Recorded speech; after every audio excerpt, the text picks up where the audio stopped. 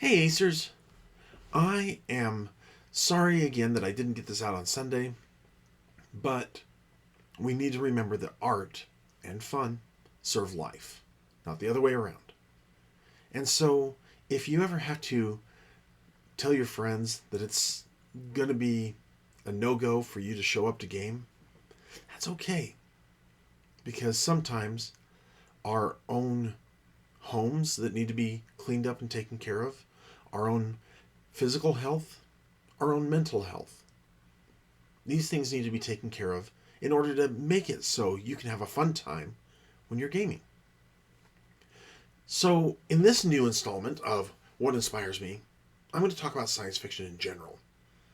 Because on the heels of reading uh, Bradbury's Sound of Thunder, I got into Ender's Game almost right after it came out. And that was right around 1985 that I read it. And I remember my dad got it. I didn't even know where he got it, but it was in his car. And I stole it and I read it. And I got it. I understood it. And it was a life-changing experience for me. Ender's Game is still probably my number one science fiction novel. I have it on audiobook. I have hard copy. I have a copy of Ender's Shadow sitting back there, which I'm going to have to talk about that. I'm really going to have to talk about that one because as a game master, a book like Ender's Game and Ender's Shadow gives some really kind of interesting ideas as to how to run a game. And I think I'll talk about that before I actually get into science fiction. And that is this. When you have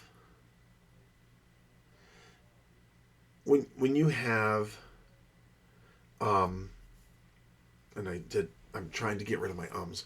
Anyway, when you have the story and then the story gets retold from the point of view of another character in the story, that's something that actually kind of gives you more depth to the overall story. And I think Scott Card was the first person to do that.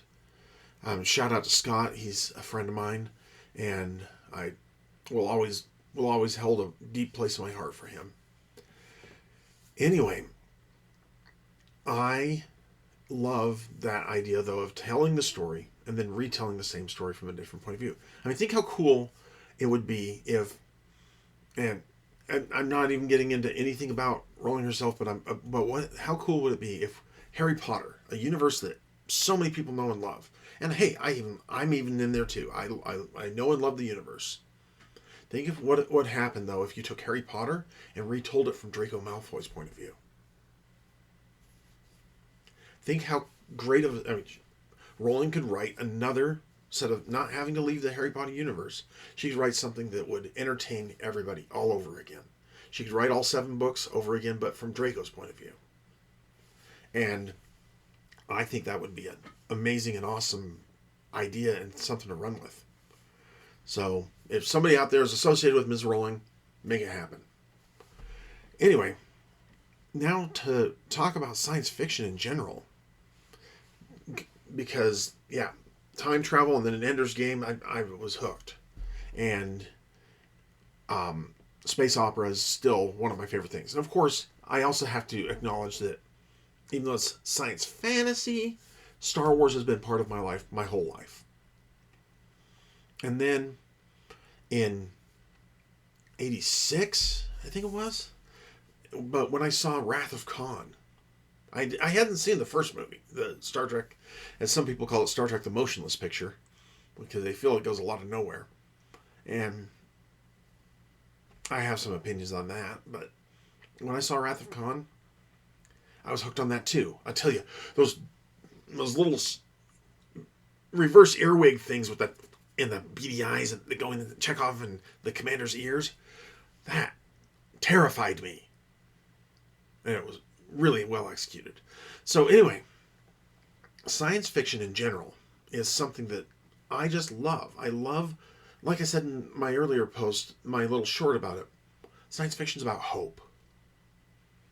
Science fiction is that there is a future, and that future is so it encourages us to live our lives, to have children if you're an adult, to help raise those children and help them have a future. That's what science fiction's about. It's about moving into the future and the cool stuff we're going to see when we get there. But it's also about science. So that's why a lot of people could argue that the wife of Percy Bysshe Shelley, Mary Wollstonecraft Shelley, daughter of great feminist Mary Wollstonecraft, she essentially wrote in 1818, she published the first science fiction novel, Frankenstein. Because the way that Victor Frankenstein brings the creature to life is through chemistry. And it doesn't tell us exactly how to do it. So the movie makers, when they made Frankenstein, they had to ratchet things up a little bit. They had to say, okay, how would we do this? Okay, let's do the lightning thing. And the lightning thing looks really cool on screen, especially in black and white. And there's a lot of really cool stuff about that. And I love that that's kind of science fiction itself. But what is the ultimate message of Frankenstein? The ultimate message is a creator is responsible for his creations. And there's also some feminism in there too. The monster is what happens when a man creates without a woman. And creates life without a woman. And that's also buried in there. So there's all sorts of literary theory and things like that we can apply to it. Or we can just look at the story and say, this is a pretty cool story. The monster is so articulate and unloved by his creator. And he's such a gentle soul that's been hurt so much that he ends up becoming the monster that Frankenstein sees him to be. And so it's just an absolutely amazing story. I really loved it. Well, kind of move forward. You get in the later 1800s, you get authors like H.G. Wells with things like War of the Worlds and the Time Machine. Hey, there's time travel again. And then you get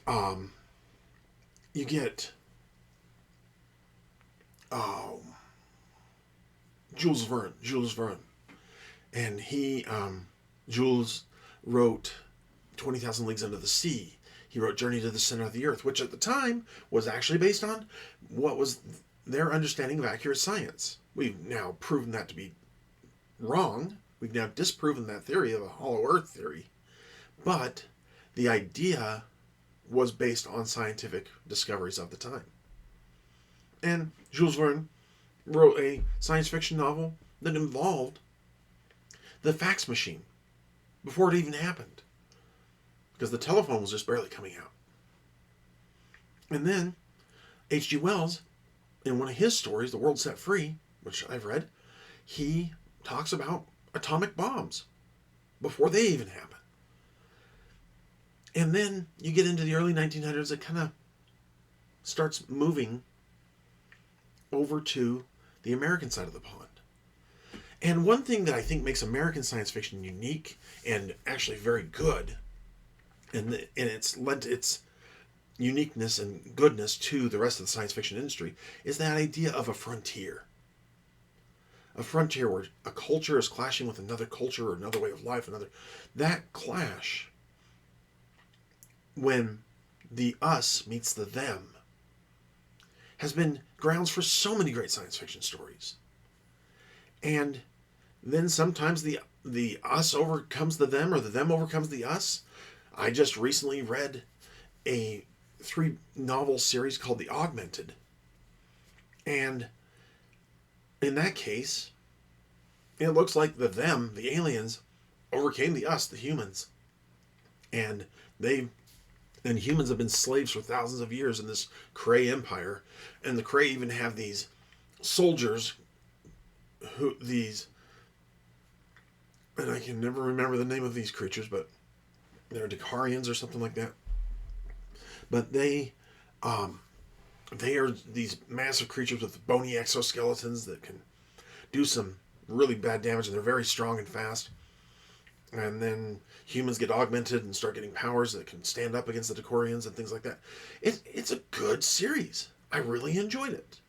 Some of the initial parts were harder to get into, but I really enjoyed it. And that's, again, why I like science fiction and why it inspires me. I love the idea of being able to go really cool, faraway places really fast. The idea of someplace being far away goes back to that frontier. The idea of because I mean, think about what were the first genres of film that were really produced really hard and fast at the turn of the 20th century. They were the westerns, because especially once Hollywood got established and once they escaped from the tyranny of Thomas Edison, that put them right there in the West, in California, where there's desert all around. And throw a guy on a horse, put a cowboy hat on him and a pair of chaps, give him a rope and a rifle and a pistol at his side. And there were all sorts of stories that could be told. And I'll have to talk about westerns in another episode of this. But right now I'm still more focused on science fiction, and science fiction was the second most produced. Now there's a movie out there. You can find it on the internet, in the Internet Archives. But if you just look up, you can find a free copy to see of this. It's called The Monolith Monsters. And this is, again, true science fiction.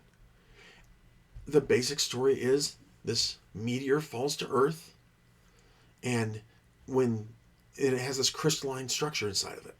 When water gets on the crystal, it grows, and it absorbs the water, and it absorbs magnesium or some other trace mineral. And any humans that touch it, it absorbs their water and these trace minerals, and basically puts them into a catatonic state from which they die. And so it fell in California, of all places. And this is the reason why aliens always land in the United States. Because, hey, it was easy to film there. You could film it in a backlot studio.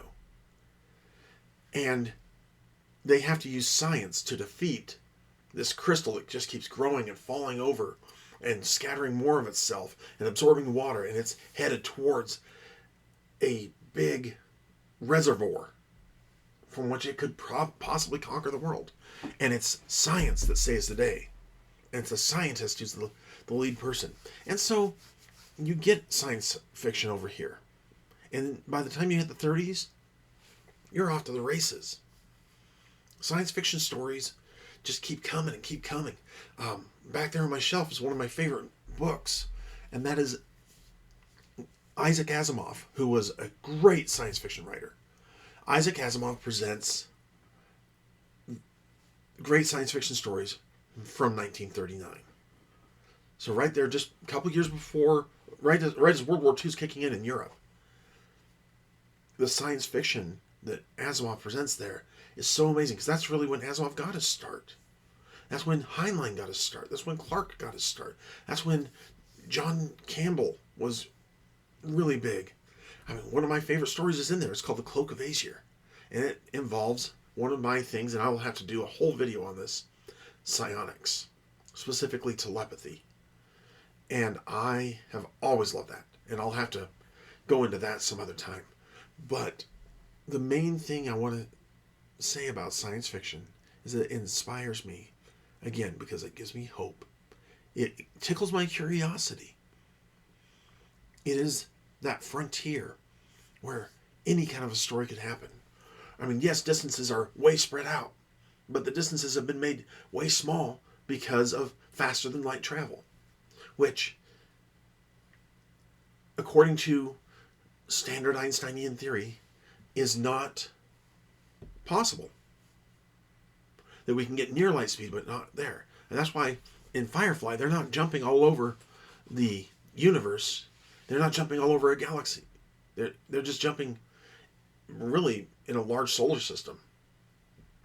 And they're just jumping and jumping, and that's kind of what you have with the space western feel of Deadlands Noir, or not Noir, Deadlands Lost Colony. Sorry, I can speak, I can read, I'm reading this right now, but Deadlands Lost Colony, it's just one single solar system, and it's people living on space stations, and it's people living on one planet. And even so, you can take a vessel between the planet and the belt, and it takes a couple days, because ships can still get up to super high speeds. And that's what hyperspace is in Star Wars. That's what light speed and warp are in Star Trek. And there's books like Charles Sheffield, his Complete McAndrew, his McAndrew books. They involve using super dense materials to warp space-time, and the closer you move to that, the faster you're going. And it's just kind of a there is a definite shorthand in faster than light. But even in slower than light, we have good storytelling. I mean, there's some of the best storytelling that I've seen in what I've seen of The Expanse. That was a good series. I especially like the space combat in The Expanse, because a lot of future combat is moved into the laser realm, and people have the pew pew lasers, and they have handguns, rifles, big ships that shoot pew pews. And it's pretty cool, and on screen again it looks really good. And I'm inclined to agree with the writer of, there's a book called The Amazing Story of Quantum Physics, and the cover looks like an old pulp magazine cover with the amazing story across the thing, and it looks really cool. And there's something to be said about the art of science fiction too. But I could probably get into art at another time. But what happens though in there is he posits that the reason why science fiction writers of the 20s and 30s and 40s, even into the 50s, saw flying cars and people with personal jetpacks or bubbles or something that were transporting them all over the place, is because they were watching power sources getting smaller and smaller and smaller and smaller and smaller and smaller, going from these huge batteries and things down to, I mean, even from, they were looking at the nuclear power that came out at the end of World War II. They were looking at that getting made into pellets you could drop in a thing of water to activate them, and that gave you all the fuel you needed for your jetpack. But at a certain point, those power sources only got to be so small. Think about how many batteries we still have to have in a modern day electric car. It's not just one battery. It's a whole plate of batteries sitting right next to the road. And if one of those punctures, it can cause a chain reaction that goes through all the batteries. And there's all sorts of just other things associated with the costs, the actual cost of electric cars right now. Then you get what most science fiction writers were blindsided by it from those eras. You get the rise of computers. Because you start with a computer, the ENIAC, that's the size of a whole upper floor of a building. And the first kind of thing that gets debugged really was a bug. It was a moth that got caught in one of the switches. And so they had to go in and pull it out. And it was vacuum tubes and excuse me, all sorts of things like that, where computers truly have excelled excuse me, where computers truly have excelled is in the fact that they have continued to get smaller and smaller, and they have continued to, as they've gotten smaller, be able to process more and more and more. So they're getting smaller and faster all the time. There's a theory, or there's a law called Moore's Law, and that's basically that I think it's every 6 months, a computer chip can handle twice as many processors as it could handle the previous 6 months. And it's just proving itself to be true. Initially, we thought because we reached all the number of chips you could get on a silicone wafer that we had reached the pinnacle of it. But then we started making them so that you're putting processors instead of processors, and you're making them more and more micro, and we're still not done yet. I'm making this on a Core i5 machine. That means there's 5 processing cores on that one tiny little microchip inside of a laptop. These are amazing things. And that's one more thing I love about science fiction is how it inspires things. Think about a flip phone, if you've ever seen one. And if you've ever seen the original TV series of Star Trek, they had flip-up communicators. And the thing is that inspired the people at Motorola to make the flip phone. We have computers that can do all these amazing things. I'm talking to you through a computer. It's amazing. And this is where it tickles my sense of wonder. All the things that we can do, and all the things that get inspired by what was science fiction is now real today. Being able to talk on screens. That was a science fiction trope when I was a kid. As we were walking around the house on a corded phone that had like a 12-foot spiral cord on it that your sister would always tingle up. That was the rotten thing about it. That's what science fiction is to me. It is hope. It is excitement. It is anticipation of the future.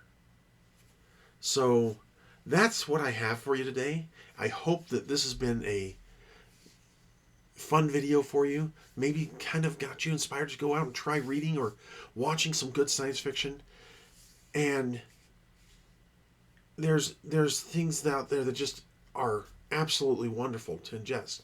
If you want a modern science fiction movie that's really, in my opinion, very well told, and it kind of plays with time, it plays with space, it plays with aliens, check out Arrival. The one with Jeremy Renner, who plays Hawkeye in the Marvel Universe, Jeremy Renner and Amy Adams. And it is based on a current science fiction story from a Chinese writer, actually. And I think it's great, all the stories we're getting out of China, because that is them trying to express their freedoms through story. So let's keep our freedom to explore. Let's keep our freedom to learn and to be inspired, to have hope, to have joy, to have curiosity. And let's use science fiction to show how engineers and other people can keep inventing things that make our future and the future of our children even better. So until next time, this is Mason Emerson for Ace Roleplaying Games, and I hope to see you at my table. Remember, you are loved, and the world is a better place because you're in it.